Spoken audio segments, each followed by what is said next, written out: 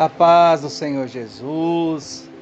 Hoje seguimos com a leitura bíblica, plano anual da leitura bíblica de 2024, lendo no capítulo 50 do livro de Gênesis. Então José se atirou sobre o seu pai, chorando e beijando seu rosto.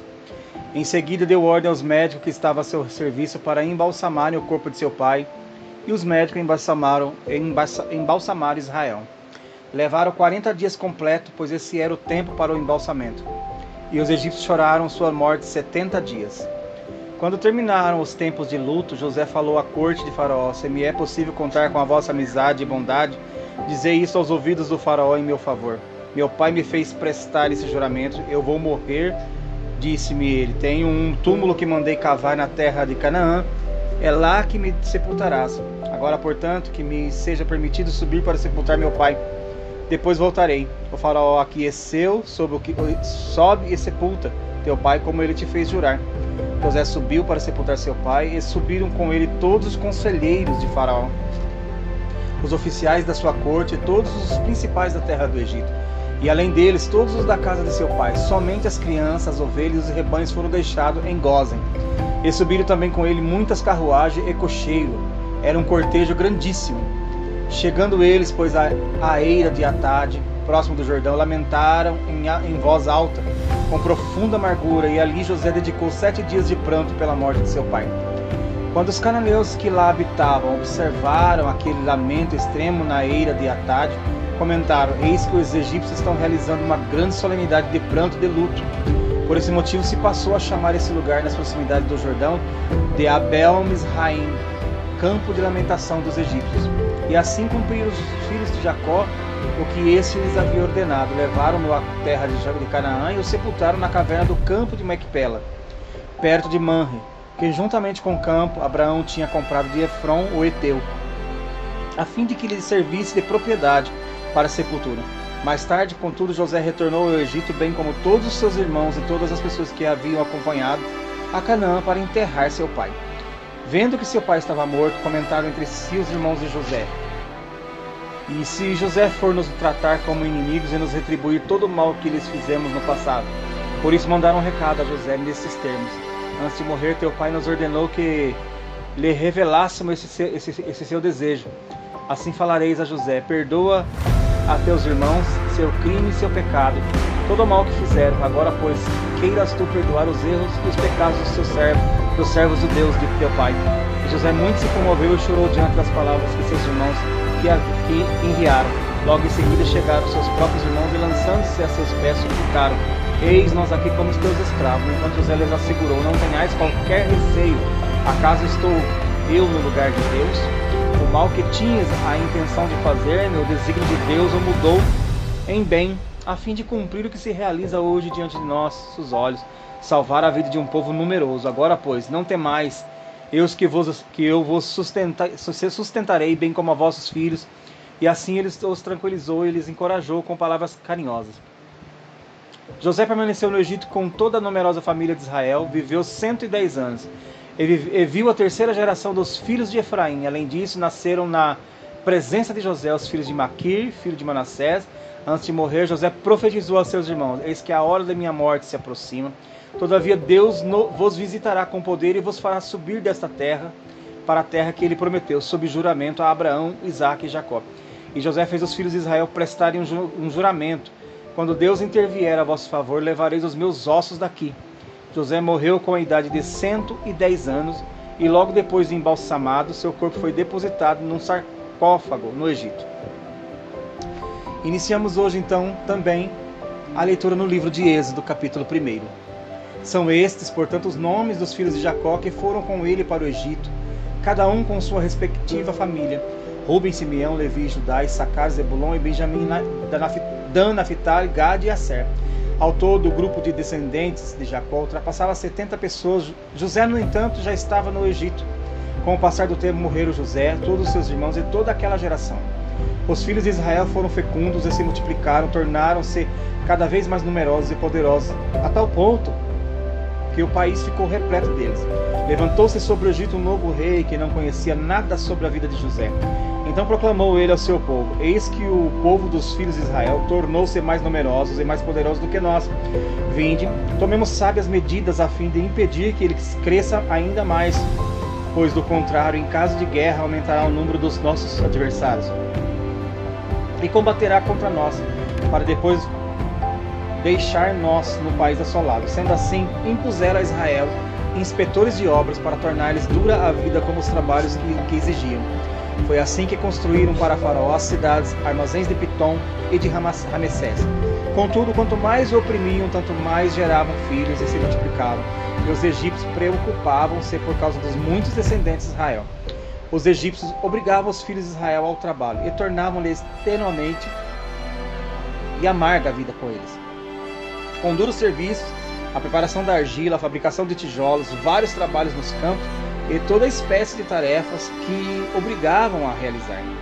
O rei do Egito ordenou às parteiras dos hebreus, das quais uma se chamava Sifrá e a outra Pua, quando ajudardes as hebreias a dar à luz, observai o sexo das crianças. Se for menino, matai-o; se for menina, deixe-a viver. As parteiras, porém, temeram a Deus e não fizeram o que o rei do Egito lhes havia mandado. Pelo contrário, deixaram que os meninos vivessem. Assim, pois o rei do Egito chamou as parteiras e interrogou-as: por que agisse desse modo e deixasse os meninos viverem?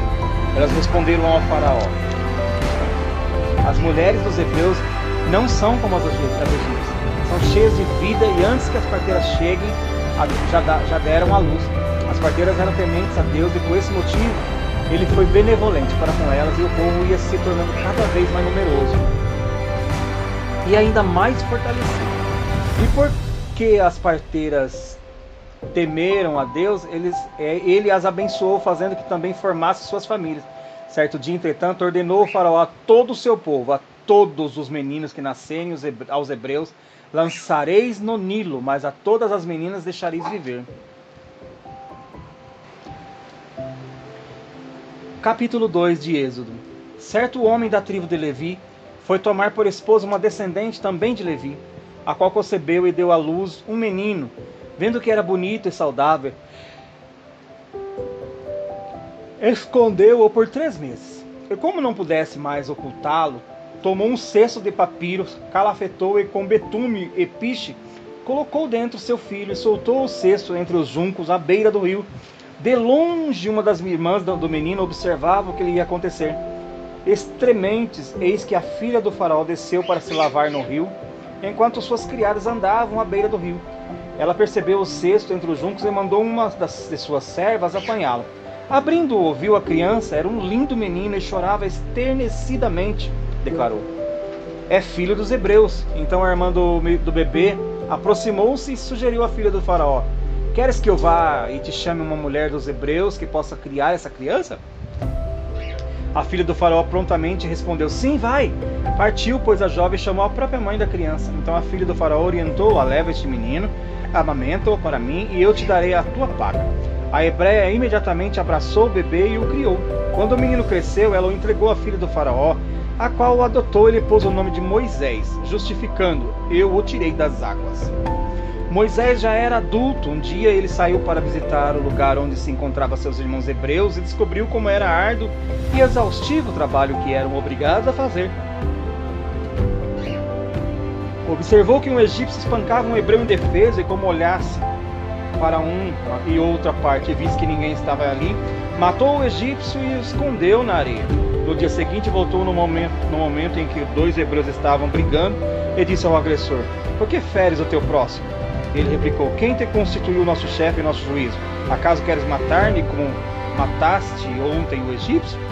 Moisés teve medo e deduziu: com certeza o fato já é de conhecimento público. O faraó, tendo notícia do caso, procurou matar Moisés, mas este, fugindo da vista de todos, foi morar na terra de Midian. Ali se assentou à beira de um poço.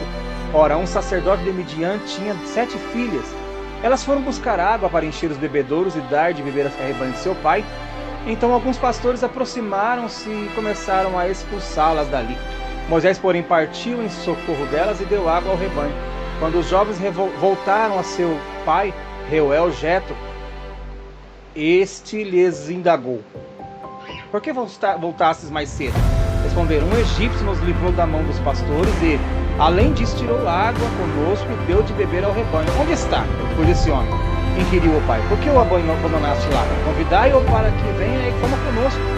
Então Moisés aceitou o convite e concordou alegremente também em morar na casa daquele homem. Este lhe deu por esposa sua filha Zilpa. Ela deu à luz um menino a quem Moisés deu o nome de Gerson, justificando: sou imigrante em terra estrangeira. Muito tempo se passou, depois disso morreu o rei do Egito. Os israelitas gemiam e rogavam por socorro divino debaixo de uma escravidão, e seu clamor subiu até Deus. Ouviu Deus o lamento do povo e lembrou-se da aliança que fizera com Abraão, Isaque e Jacó. Deus observou a vida dos israelitas e contemplou a situação deles.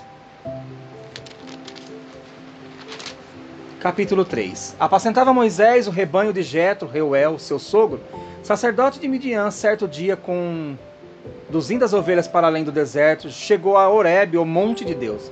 Ali o anjo do Senhor se revelou a ele numa chama de fogo que saía do meio de uma sarça. Moisés observou, eis que a sarça ardia no fogo, contudo não era consumida pelas chamas. Então pensou Moisés: que coisa impressionante, por que será que o espinheiro não se queima? Devo chegar mais perto para contemplar essa maravilha.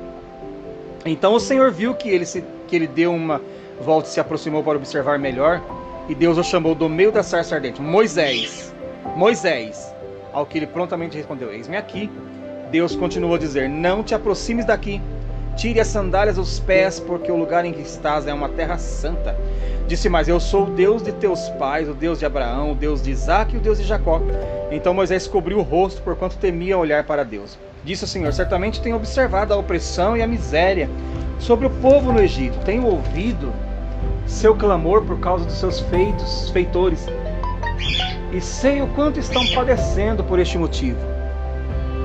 Por esse motivo desci a fim de livrá-los das mãos dos egípcios e tirá-los daqui, para uma terra boa e vasta, onde mana leite e mel, a terra dos cananeus, dos hititas, dos amorreus, dos ferezeus, dos heveus e dos jebuseus, porquanto agora o clamor dos filhos de Israel chegou até mim, e também contempla a opressão que os egípcios estão submetendo e fazendo sofrer. Vai, pois imediatamente eu o envio ao faraó para tirar do Egito o meu povo, os filhos de Israel. Moisés, contudo, interpelou a Deus: quem sou eu para me apresentar diante de faraó e fazer sair os israelitas da terra do Egito? Assegurou-lhe Deus: eu estarei contigo. Esta é a prova de que sou eu quem te envia. Quando fizeres o povo sair do Egito, vos prestareis culto a Deus neste monte. Porém Moisés acrescentou: quando eu for aos filhos de Israel e comunicar: o Deus de vosso pai me enviou até vós, e me questionarem: qual é o seu nome? Que deverei dizer?